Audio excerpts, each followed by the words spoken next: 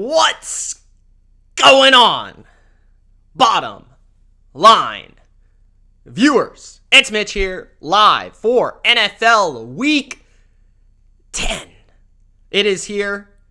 We are live on YouTube, breaking down the games, giving you my thoughts on every single NFL Week 10 matchup from Thursday night to Monday night. And boy, do we have a great week of football ahead for you. I'm really excited for Week 10 because we've got some great matchups. We've got the return of Russ Wilson taking on A-Rod. The return of A-Rod. We've got Mahomie versus the Carr. We've got Shanahan versus McVay. We've got Baker versus Belichick, although I'll say that one is very one-sided. We've got a lot of good football this week, and I'm excited for it. I hope you guys are excited too. And before we get started, you know what to do. Make sure that you do a Gronk spike the like button. Don't forget to subscribe to the channel for more weekly NFL picks. Also, Gronk spike that notification bell for the latest upload here on the channel.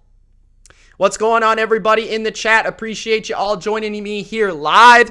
If you're not live, I highly suggest you try to make the time every Wednesday night to join us live because it's always a fun time. But if you're not available, let me know your thoughts in the comment section below and let me know how you're feeling about week number 10 in the NFL. What is your favorite game of the week? Which game are you most pumped up about? Which game are you betting on? Which game is the bet of the week? Let me know in the comments. And let's go. As always, we've got our scores. I will say, the scores edition, I've had fun with it. You know, I actually have to think about the game to an extra level by talking about scores. Because then I think about, okay, is this going to be a high-scoring game? Is this going to be a low-scoring game? What's the spread in this game? How does the score impact it? So let's get rolling.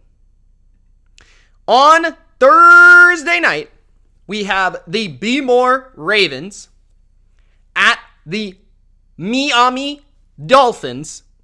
In this game, Tua is not expected to go. It is expected to be one Jacoby Brissett, who once upon a time, actually, I believe, made his NFL debut on a Thursday in 2016 versus the Houston Texans.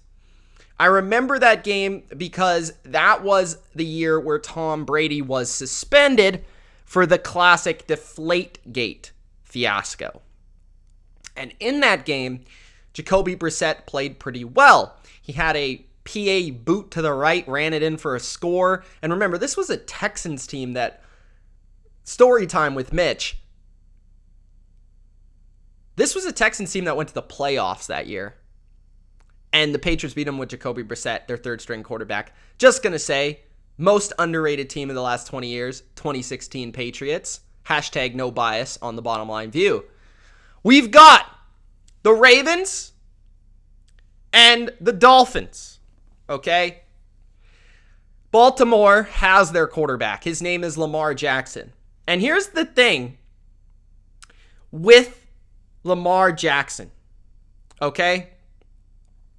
I get it. The guy's amazing. I get it that he has all these comebacks. But guys, he's not the MVP right now. I love Lamar Jackson. I always have. I always will. He even wears the great 8 number. My favorite number. But guys, he's not the MVP. Part of the problem here is that Lamar puts them in a position where they have to come back, and then all of a sudden Lamar comes back. And he's amazing that way. But don't forget that he also fumbled and threw picks and all this other stuff. to actually trail in the football game. So I just want to throw that out there real quick. This matchup's interesting because I feel like Miami's defense has somewhat turned the corner. I feel like they've been a little bit better. I'm not going to go out there and give them a ton of credit, but I feel like they've been a little bit better. And on the flip side, obviously, it's a Thursday. Thursday games are always very weird, and oftentimes I don't like betting on them just because of that fact. Short rest. There's a lot of banged up football players playing on that day, and typically that makes me stray away. But I think I like the Ravens here. My problem in this game for Miami is, like, how are they going to score? How are they going to score? They can't run the ball, and they're certainly not going to run the ball on the Ravens. And when they pass the ball, Jacoby, he holds on to the ball too long. They got no weaponry on the perimeter. I don't think the Ravens are going to be fazed by any wide receiver out there. I like Jalen Waddle, but let's be honest, he's no Jamar Chase. And, Jacoby holds on the ball too long. He's going to get blitzed by a heavy blitz team in the Ravens, cough up the rock or get sacked or have to throw the ball away because he can't read defenses quick enough. I think that's an issue. The Ravens' defense hasn't been very spectacular, but I'm not worried because they're not playing a very good offense. Notice, the Ravens, when they're bad, they play good offenses. But the other side of me says, you know what? The thing with the Ravens is they don't really blow teams out other than the Chargers. They didn't even blow out the Lions, which is a little bit concerning. But I think this is a statement for the Ravens on Thursday night. I think they smash the Miami Dolphins in Miami. The Dolphins are not ready. Remember the second year of his career, first year as a starter, Lamar Jackson, week 1. It's not going to be quite that bad, but it's going to be an impressive performance. And this might be the performance, Lamar on primetime, that does actually start to get him some buzz alongside Tom Brady as the MVP. So my score for this game is the Baltimore Ravens 24-14. I thought about it. I don't think there's going to be a lot of points from the Dolphins. I think the Dolphins will give the Ravens a tough time early on, but I think the Ravens will eventually glide easily to a victory in this game and cover the spread. Thursday's always weird because I feel like when you're clearly better, kind of like the Tampa Eagles game, teams tend to almost take their foot off the gas a little bit, just like the Colts did to the Jets. So, throwing that out there, but that's my score, that's my pick for Thursday. We got the Tampa Bay Buccaneers, speaking of them, going to Washington to play the Washington Football Squad. Tampa Bay was initially favored by a whole 10, but now it's 9.5. The reason it's 9.5, I believe, is because of the Chris Godwin news. Chris Godwin has not been to practice this week yet. Now, it's only Wednesday, and he could still play, but he did not participate in Wednesday's practice due to a foot injury. The Bucs also are dealing with injuries. Let's pop the hood real quick. There we go. Dealing with injuries to Antonio Brown at wide receiver, Rob Gronkowski at tight end. Now, they are getting Sean Murphy-Bunting back. That is good news. They're also getting Scotty the Scoop Miller. They signed Brashad Perryman. That's also an interesting addition, as he was very good for them in 2019 as a third receiver. So adds a little bit of depth at that position. Familiarity with the offense is nice. But that is a little bit concerning because I feel like this Tampa offense relies a lot on their wide receiver play. It's just the way that their scheme is, and I feel like they need good receivers to operate. But luckily, they have the best quarterback in the league, and his name is still Thomas Edward Patrick Brady Jr. So, I've got Tom Brady going to Washington, off the bye, well rested, sipping on some avocado shakes, ready to roll. Mike Evans, big game. And I think key to this performance is the Buccaneers' offensive line. And I feel the Bucs defense will have a little bit of motivation from everybody in the offseason talking about how Tyler Heineken was ripping them up last year in the playoffs. I think there's going to be a little sense of motivation from that. So I think the Bucs defense comes to play. The Bucs offensive line comes to play. Brady and Evans get it done. I've got the Bucs handily 31-17 in this game in Washington. Now, Tampa is not as good on the road, so I didn't make it like 40-17, but they should easily cover here, in my opinion. I just don't think this is a good Washington team at all, and I feel like this isn't a good matchup for Washington either, because I think if Washington is going to upset anybody, it's a team with a bad offensive line, and it's a team where you can really take advantage of some of your mismatches with Terry McLaurin. I just don't think that's the case. By the way, Jamel Dean is the best corner in zone coverage so far this season. Who would have thought? I got the Bucs by 9.5 at least in this one. Next, we got the Detroit Lions at the Pittsburgh Steelers. Now, this spread, I believe, opened at 10. I could be mistaken there. I think it was 10, 9.5, something like that. And then it moved down to 8.5. I talked about this on my Patreon, guys. I preview every single week, every line on Patreon. And I give you my specific bets on Patreon if you want to check it out. Links in the description. Now it's 8.5, but I do think, the difference between 8.5, 9, 9.5 is irrelevant. Okay, it doesn't matter. 8.5 in gambling world and 9.5, not much of a difference in the NFL. I mean, that's not really a key number, right? 7 is a key number. 8 can be nowadays, and 8.5, I feel, are the same. 8.5 especially is the same as, really, to me, 9.5. Like, I see no difference there. So, in this game, I think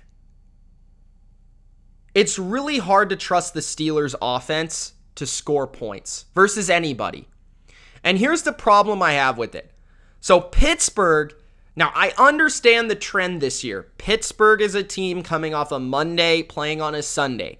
Those teams this year have performed actually quite well despite the disadvantage in rest and preparation. But they're on top of that, what makes this such a bad spot for Pittsburgh is that Detroit had a bye. So Detroit has had an extra week to rest, an extra week to prepare for the Steelers, a dreadful offense, and the Steelers have less time than a given week, than a typical week. So I think all of that mixes together to make a close game. Now, I'm not crazy enough here to actually pick the Lions, but I think you have to have some large testicles or be a very big Steelers fan to think the Steelers are going to blow the Lions out, because the Steelers simply don't blow teams out nowadays. Ben Roethlisberger is not the same dude. They don't have AB and Le'Veon Bell coming through the door. So the Steelers' offense is one of the worst there is. They really struggle running the ball in short yardage. Chase Claypool could be out for this game. And really their only reliable option right now is Deontay Johnson. James Washington's kind of come and go. I like the young rookie tight end. I will give them a plus for that. The defense is good, and that could be the reason they pull off a cover here. Like, I could see that. Like, if the Steelers cover, I think it's because there's some sort of turnover by Jared Goff. Now, another thing to consider is that this game apparently could see some weather. So if that's the case, that might change and switch my pick towards more heavily favoring Pittsburgh because Jared Goff has little hands and can't throw the ball in the rain, snow, or weather. So all of that adds up to me seeing a game where the Steelers win, but I think ultimately the Lions cover. So I've got 24-16 Lions. That's a very close cover. It's a barely a cover, but it's a cover nonetheless. So I got 24-16 Pittsburgh at home to win, but not to cover. I just think that's too many points for a team that I just don't trust their offense to put up big time points. And in a low total game, a game that's not expected to have a lot of points, typically you want to take the points. So that's what I'm doing here in this one, Detroit and Pittsburgh. Next game, I think this is honestly arguably the game of the week. And Cryptic Ninja says, and thank you for the super chat, sir. $1.99, thank you, sir. Or ma'am. I don't know, got to confirm there, but I think it's a sir. Says, I could see the Lions beating the Steelers. LOL.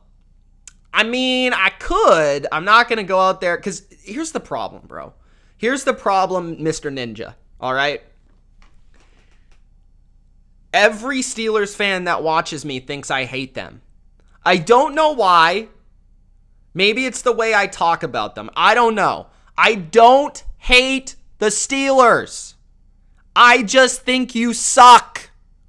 Is that okay? Is that all right? It's my opinion. My opinion's not based on hate. My opinion is based on my eyes. And what I see is not a very good football team. I get Steelers fans every week. Mitch, you hate the Steelers. Mitch, why are the Steelers so low in power rankings? Mitch, why do you keep picking against the Steelers? They're not good. I'm just warning you. They're not good. I don't hate them. They just aren't good. Okay? That's what I'm trying to tell you. Anyways, we've got the Patriots and the Browns. The Browns are at the New England Patriots. Now, this line has been a little bit up and down. I think it began at 2.5 for New England. Moved down to about 1.5. Now it's back up to 2. So some line movement in this game, just slightly, although those numbers don't really matter either way. You know, anything really 2.5 to 1.5, rarely does that ever actually matter. If it's under a field goal, you're pretty much picking the team that's going to win the game. So in this one, I think it's a real tight game. I think this is going to be an old school, tough, grinded out football game. Big difference maker in this one could be no Nick Chubb for the Browns. It's looking like no Nick Chubb for the Browns because they've constantly been looking for players to add from free agency, pull up from the practice squad. Nick Chubb is a very good player, and oftentimes I don't think running backs matter a lot, but there are a few. There are about a handful that do matter, okay? Nick Chubb is one of them. He is an absolute tank, and just like Derrick Henry, he is the heart and soul of this offense and of this team. If the Browns don't have Nick Chubb running the rock, that ruins what they want to do offensively because they want to run the ball, they want to set up play action, they want to come out, they want to have 2-3 tight ends, they got their Hoopers, their Bryants, their Njokus, and then every once in a while they'll throw a little crosser to Jarvis Landry or a deep ball to Donovan Peoples-Jones. But this is the reason Odell didn't want to be there. Because they don't pass the ball to wide receivers. Right? Last week, 2 targets was their top targeted wide receiver. Devontae Adams literally laughed at the notion that the Packers couldn't get him more targets. Because they don't pass the ball to wide receivers. So, obviously, that's why Odell doesn't really matter too much to this team. Because their wide receivers don't matter. Period. But when you look at it, New England as much as the Browns before the year were anticipated to be the better football team, and as good as they looked last week, I think New England has shown that they're the better team this year.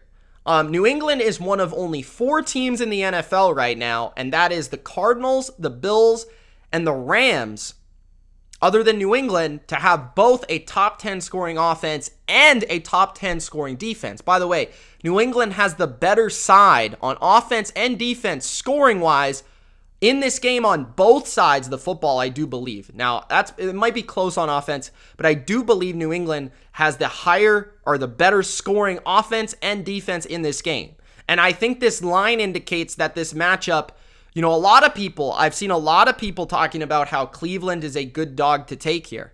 But I'm not so sure, and the reason is Nick Chubb out, so that's huge. Kareem Hunt's also out. So you got D'Ernest Johnson, or whatever his name is, running the rock. New England's been good versus the run this season, and especially lately. And then you have a Baker Mayfield who has popped up on the injury report once again with a shoulder and with a lower body injury. So not only is his shoulder impacted, but also his mobility is impacted. If you are not as good running the ball on early downs, it sets up Baker Mayfield in third downs versus the Patriots defense that can be very creative and mess you up from all their blitz packages and the different things they do with their coverages. It's just very hard to play New England on third down. If you're going to get in that contest, especially in New England, more often than not, Belichick is going to win. So then you look at the opposite side of the ball. This is where it could be difficult for life in New England. I feel like New England can run the ball a little bit on everybody, but the way that you got to beat Cleveland is passing the ball. I think Cleveland ranks 19th against the pass, and they're about top 5 against the run. So that being said, New England doesn't have the greatest weapons in the world, but what they do well is short pass, right? So getting the ball out quick, not letting Myles Garrett, not letting Jadeveon Clowney and those boys get to you is going to be key for Mac Jones in this game. But overall, I just think this game favors New England. It's a tight game. I think it will be close. It's somewhat an either way game. But I think those factors with Nick Chubb probably not playing, Baker Mayfield being beat up, the Patriots defense playing really good football right now, and the Patriots being at home, I think all of those things are big factors, and that's why I side with New England here and my team to win this game. But I do think it will be pretty big for either side to pick up this win because I think it's going to impact the wild card race significantly. So I've got New England to win 20-14 in a defensive game. And I think New England just makes a couple more plays. Obviously, as a Patriots fan, I'd love to see them dominate. A couple people are commenting. I'd love to see them dominate this game. And I think if they do, that would be extremely impressive. But I'm not expecting it as a Patriots fan. So I'm going to take New England 20-14. I just look at the matchup, and I don't think Cleveland is going to make enough plays in the passing game to win it. So I'll give the edge to the Patriots 20-14, and they will cover. Next, we got the New Orleans Saints at the Tennessee Titans. Titans favored by 3 points. This one was real interesting when I first looked at it because, one, I expected a larger spread because the Titans are a team that has beaten the Bills, beaten the Chiefs, beaten the Rams, beaten the Colts all in a row. Like, they've had the hottest run in the NFL. And I don't know whether the book and the books, I should say, are saying something about this game.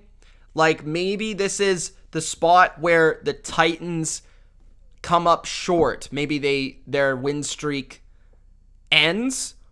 Or are they just still disrespecting the Titans? Because I kind of feel like this is in Tennessee. You're playing Trevor Siemian. This game, the spread feels disrespectful. Now, the spread could move up if Alvin Kamara does not play this week because there is reports that he might not play. Now, I will say I think the Titans' win over the Rams is slightly being overrated because I feel like the Titans won that game solely based on the fact that they had 2 interceptions. One was a touchdown, or was one a fumble? I don't remember.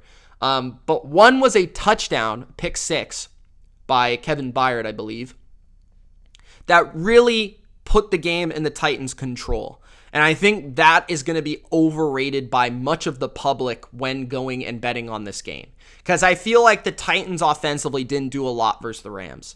And the Saints are a defense that I think match up very well with the Titans. They've got an excellent run defense. Okay, Marshawn Lattimore is one of the best man-to-man physical corners who's got speed in the league, who can take on a bigger-bodied, pretty speedy guy in an A.J. Brown, right? And Julio, I'm not too worried about him at this point. I just don't see the same player. I think he's still a solid receiver, but he's nothing to really get scared about. You know, you could put your number 2 and not be too worried about it on him. So, and the Titans don't really have anything else to worry. If they keep giving the ball to Adrian Peterson, I mean, the guy's an absolute joke. He's a shell of a shell of a shell of a shell of himself at this point. Guy's running straight upward. And I heard this before. I don't remember where. But I think the key thing with running backs when they're older is when running backs start to lose that ability to get low and win that leverage. And that is what's key to running in the NFL, is like being able to have that balance and that leg strength to drive through and have that explosiveness. And I don't think Adrian Peterson, you just see how he runs now. He doesn't run low like he used to. He kind of runs too upright. Now, maybe that was just because it was his first game back and he's kind of shaking off the cobwebs a little bit. But I feel like that's not the case. I feel like he's just kind of toasted. So that's just my perspective on that. But I will say, I think the Titans defense is playing really good football. I mean, they're getting a pass rush. Their front 4 is absolutely phenomenal right now, especially the 3 players, Jeffrey Simmons, Danico Autry, and Harold Landry are playing out of their minds. So they're going to make life difficult on the Saints offense, an offense that doesn't have a lot of explosive elements, and maybe they can take their chances in defending Alvin Kamara. I respect their coaching staff to the point where they won't pull a Seattle and allow Alvin Kamara to catch 15 passes in the first half if they end up facing him, you know, and there's no Michael Thomas out there to really be concerned about. So ultimately, while I feel like this isn't a bad matchup for the Saints, and I could see the Saints potentially pulling off the upset, it's just I can't go against a Titans team who's playing really good football right now, is on a win streak right now, is at home in this game, is playing a subpar quarterback with not great receiving talent. I think for the Titans to lose, their defense would have to have a stunningly bad performance or just not come to play. So I'm going to take the Titans in this game 21-17. It might be a little bit tougher than people think, but I do think, you know, the Titans will win. And I guess I'll take them to cover because I have them winning by 4. So Titans here, but I'm not looking to bet on this game because I could see this being a kind of a wild either way type of ending. So I'm going to go with the Titans. The next game is the Atlanta Falcons at the Dallas Cowboys. Dallas was initially favored by a full round 10, but now it is 9.5. Which is interesting. I personally, early in the week, bet on Atlanta plus the 10. I also really like the over in this game. I think there's going to be a lot of points.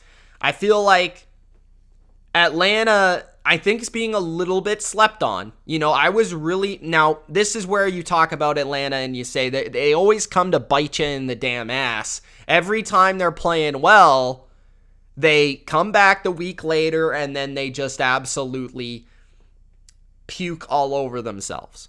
So, I feel like Atlanta, Matt Ryan played really well versus the Saints. Like, really well. Like, I think it was one of the best performances of Week 9, considering the atmosphere in New Orleans, in the Dome, loud fans, considering no Calvin Ridley, considering good defense, considering all that stuff.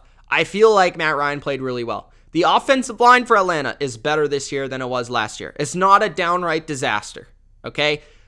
Cordell Patterson is a problem. All right? Their receivers are underrated. Russell Gage, Zacchaeus, and Kyle Pitts. The defense, I think, has turned a corner here. And initially, Dean Pease was trying to make them like a kind of like a man coverage blitz team. And now they're playing more like zone. And I feel like they've turned the corner in terms of their pass defense. And again, they're not super talented, but they're going to make you earn every single blade of grass out there. So they're not necessarily just going to get beaten and eaten alive by Dak Prescott. Games in Dallas. Dallas is motivated coming off a loss, but Dallas is also a tad bit beat up at wide receiver, on the O-line, a little bit on defense. Dak's still working through the injury. So there are things to kind of be worried about if you're a Cowboys fan. But I think the way that the Cowboys are playing this season, it's a team that simply shouldn't lose 2 games in a row. And I think this game will be high scoring. I just don't think the Atlanta defense has enough talent to stay with the Cowboys overall. But don't get it twisted. I think Matt Ryan makes this one competitive. So overall, I will give this score a 31-24 for the Dallas Cowboys, meaning that I pick Dallas to win, but I think that the Atlanta Falcons will cover the 9.5. The Cryptic Ninja once again with the $2 super chat. As a Bucs fan, I hope the Saints and the Falcons lose. Why? I wouldn't you want Dallas and I guess the Saints would lose, but you'd want that. But what about Dallas? Wouldn't you want Dallas to lose? All right. Next, we got the Buffalo Bills at the New York Jets. The Bills, I cannot say this with more disgust in my voice. The Buffalo Bills lost. The game wasn't close. They didn't win a close game. They lost to the Jacksonville Jags.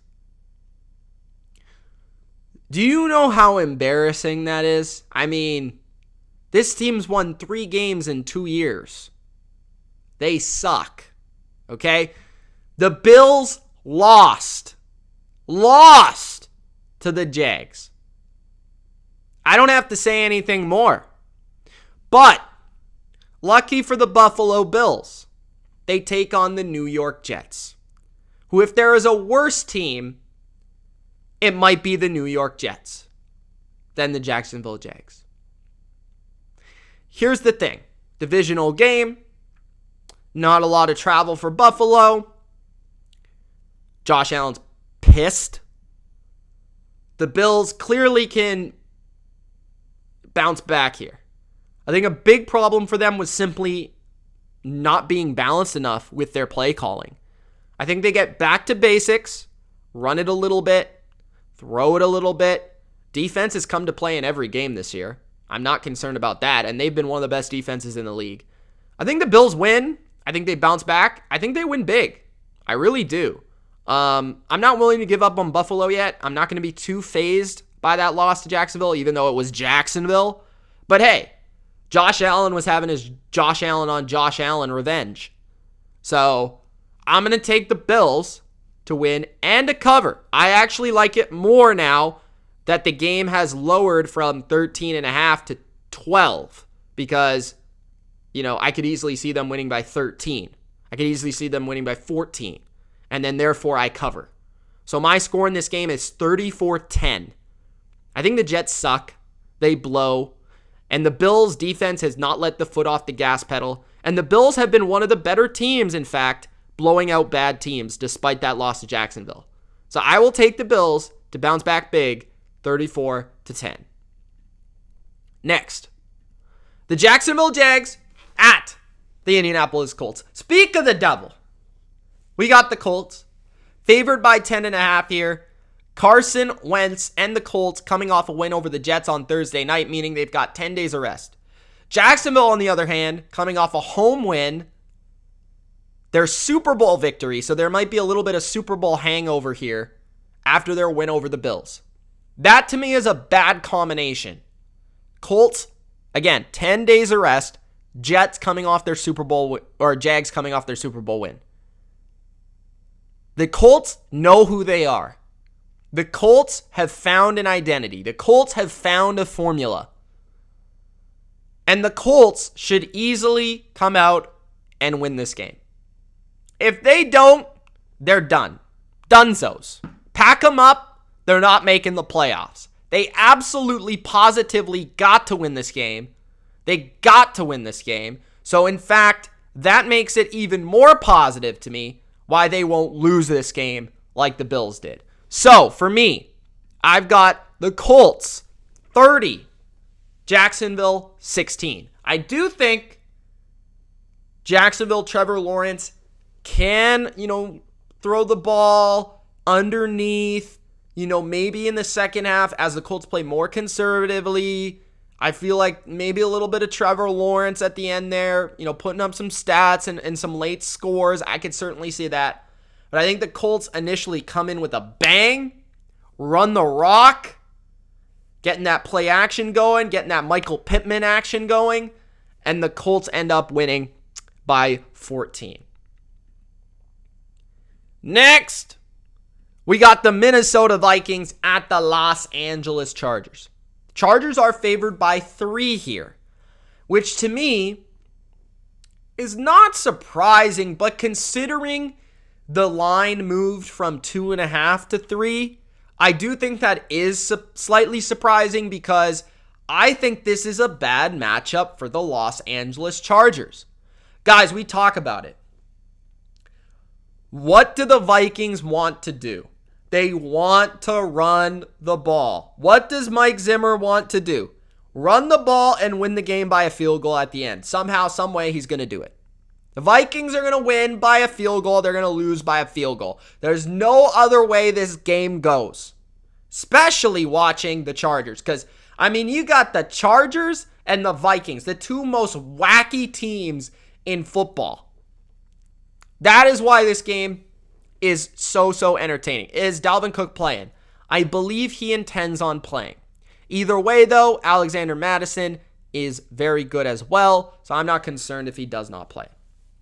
The Vikings will run the ball at will in this game for 150 to 200, opening up Kirk Cousins to throw in that play action off of those runs.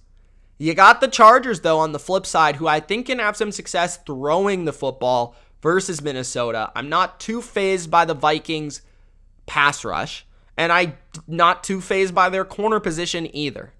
So that being said, I do think this game will be a little bit higher scoring and making it one of the more exciting games of the week.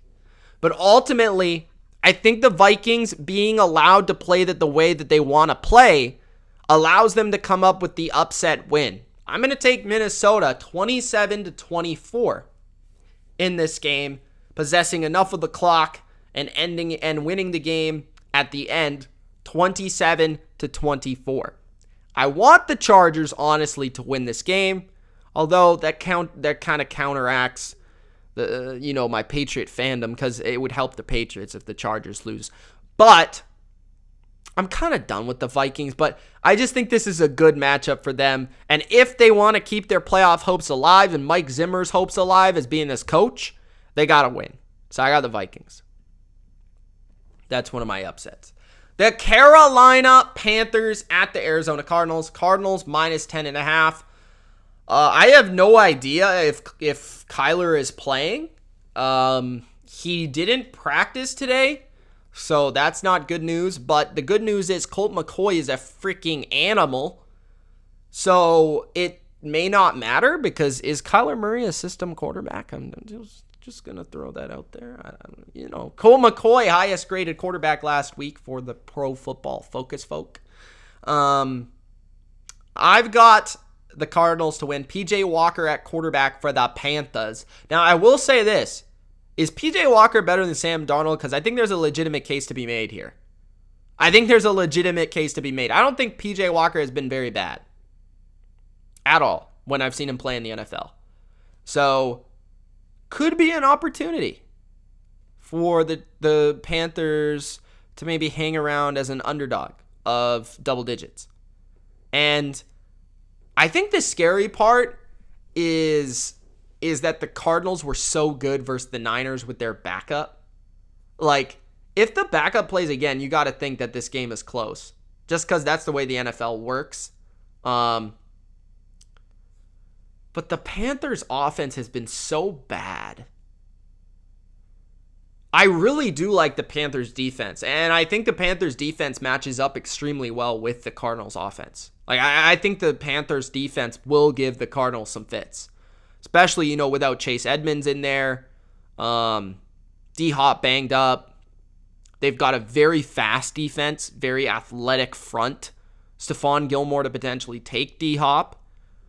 I think the Panthers' defense matches up just about as good as any defense in football with this offense. But the problem I have is the Panthers' offense is like non-existent. I don't know if they even play.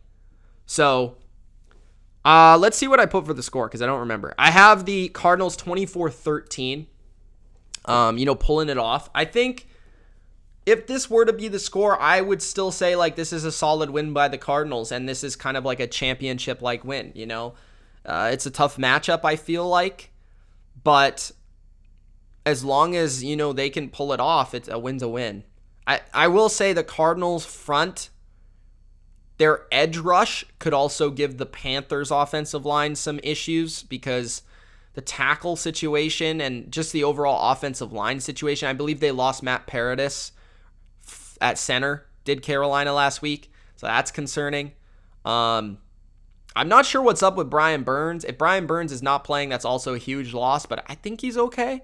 So I'm going to go with the Cardinals 24-13 to kind of win a slugfest, sloppy, defensive game. Maybe not their tightest, best performance, but they should be able to win it. The Eagles at the Broncos. Oh, man, these are two teams that, I can never get right. I don't understand them at all. They don't make any sense. And I guess I was right about the Chargers game. I was about as right as I could be about that game. But the Broncos last week, they took everybody, every single person. Their mom, their dad, their uncle, their aunt, their grandma, their great-grandma, their cat. They took everybody by surprise, beating the Cowboys and just absolutely smashing the Dallas Cowboys. I have the Broncos here. Now, the reason I have the Broncos, at least I believe I picked the Broncos. This is another one. I can't remember what I put the score. But this is one I've contemplated, but I do think the Broncos at Mile High. I like how their defense looked last week versus Dallas. I thought they turned the corner. I think they're handling, in the back end, they're playing very, very well. I think they play very sticky coverage. And I will say, if the Eagles can get a ground game going and kind of avoid those third down situations where the Broncos have a big advantage, I feel like they can hang around in the game. But I think the key to me is actually Denver's offense. And the key to me is that Denver is an offense that wants to play slow, right? So they want to play, long, deliberate drives.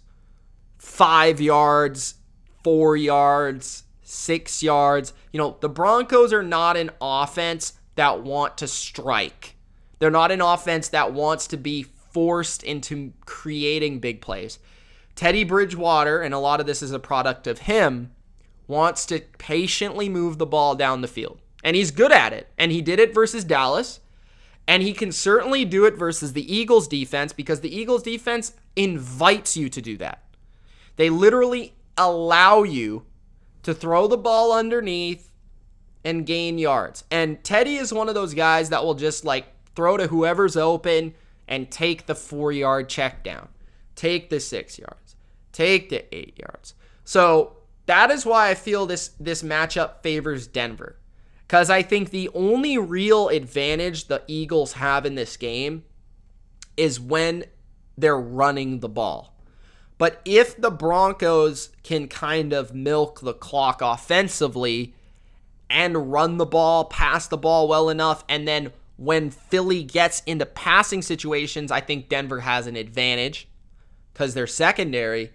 I just think there's too many advantages here for Denver, but I wouldn't rule out an Eagles upset just because the Broncos are coming off such a big win at Dallas, and overall the Broncos just aren't a very good team. But I'm going to take Denver to win it 20-17. I think this is a game where the Broncos kind of control it. The Eagles maybe make it interesting at the end, but can't quite come back. So that's the type of game I see. 20-17 Denver, and I guess I have them covering by half a point. Next, the Seattle Seahawks at Lambeau Field and the Green Bay Packers. I'm not even going to lie. I'm not even going to mess around. I absolutely positively want to see the Seattle Seahawks go to Lambeau and shut Aaron Rodgers' face. That's what I want to see. I'm not messing around. I want to see Russell Wilson come back, have a vintage Russell Wilson performance, throw 3 tutties, and win. And for whatever reason, although this makes no sense, I think the Packers are a better team. I think the Packers typically actually match up well with Seattle. I think Seattle's going to win. I don't know why. I don't know how. I think the Seahawks are going to win. Now, Aaron Rodgers not practicing, I think, is a definite factor here. But I think the Seahawks defense has low-key been playing fairly well versus the run. And I think that puts more pressure on a guy who hasn't practiced all week, on top of, Devontae Adams as well. And the Seahawks, I think a big plus for the Seahawks is the fact that Russ is now coming back, and teams don't really have film on the Seahawks, at least recent film. Like, they have to go back to week 4, week 3, when who knows, the Seahawks could take an entirely different approach and identity to this game. And they could unlock Tyler Lockett and DK Metcalf in this game. And honestly, without Alexander here, this could be really the first matchup where that matters, because you don't have that number 1 corner to lock up Metcalf or Lockett, and that becomes very concerning. So there's a lot of things in this game that are very weird, and I'd advise not to bet on it. But whenever you do get a field goal with Russell Wilson, it's never a bad idea. So I like Seattle here, actually, to win this game and pull off the upset in spectacular fashion, as only Russell Wilson does. 28-24. I'm expecting this game to be very good. I'm also going to be streaming this one. This will be a stream after the Patriots-Browns game. This will be the second stream of the week. So see you there for that one. Next, Sunday Night Football. We got the Las Vegas Raiders at home in Vegas, taking on Patrick Mahomes, his brother, his wife, Kelsey, and Hill. I've got the Raiders to win at home and pull off the upset. Number 1, the Raiders took it to the Chiefs last year. Not once, but twice. Okay, they lost the second game, but it was really, really close, and they should have won. Number 2, the Raiders' defense matches up extraordinarily well with the Kansas City Chiefs' offense, in a way that I think few defenses actually match up as good on paper with the Chiefs. It is an upset because the Chiefs are favored. That by definition, is an upset. Learn how football and sports work.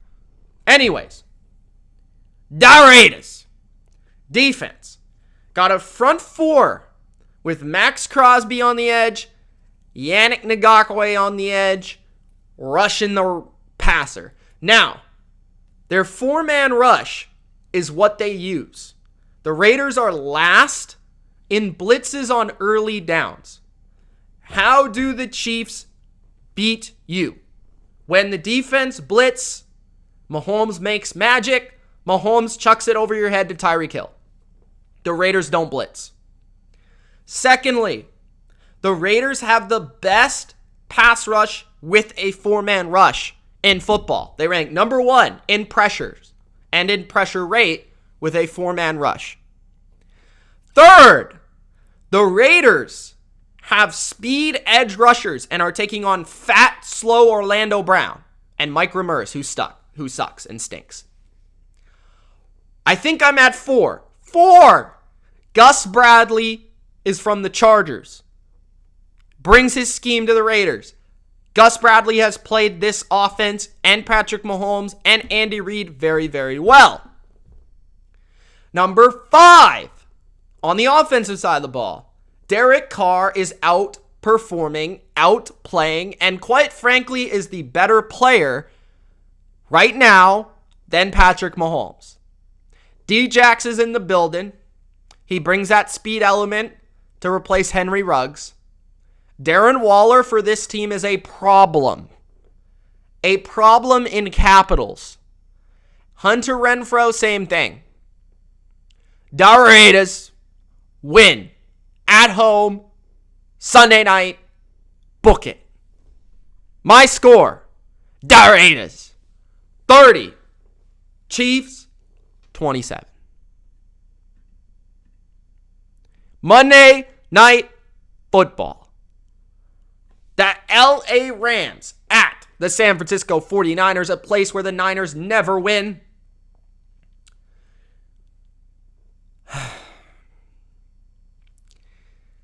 It pains me to say this,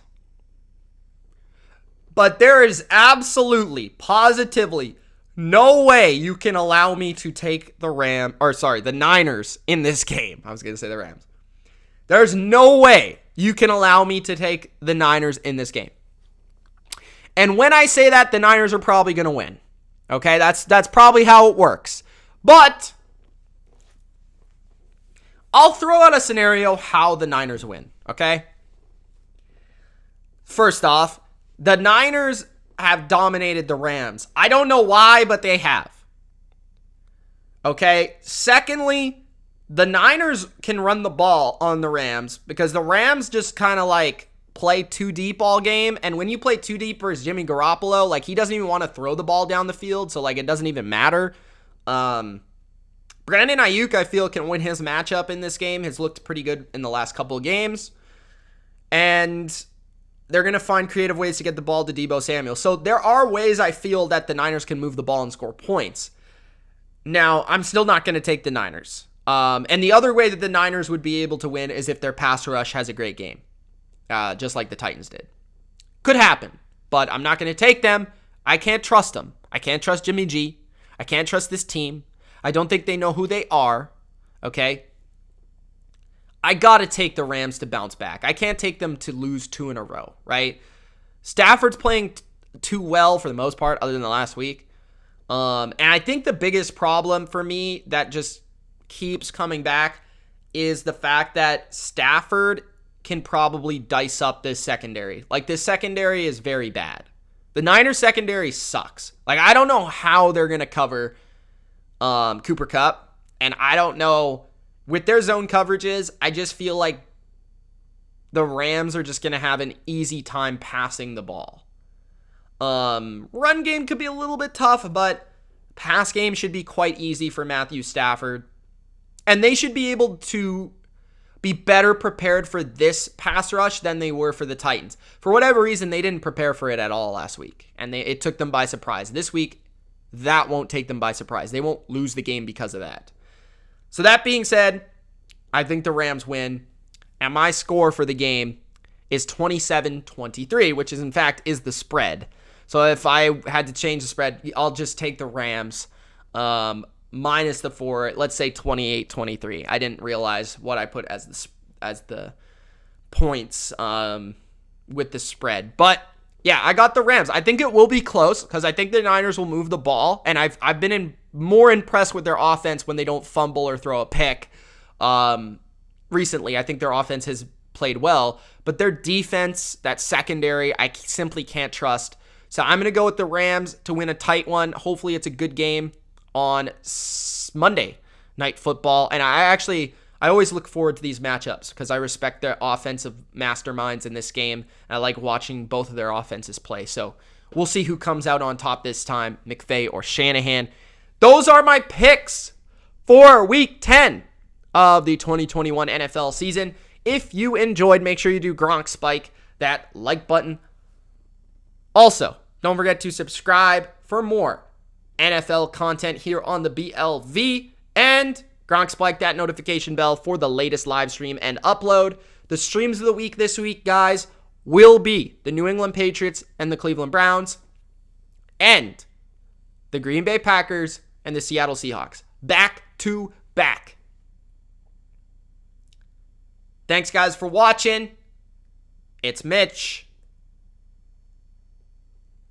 Peace. Enjoy Week 10. I'm out.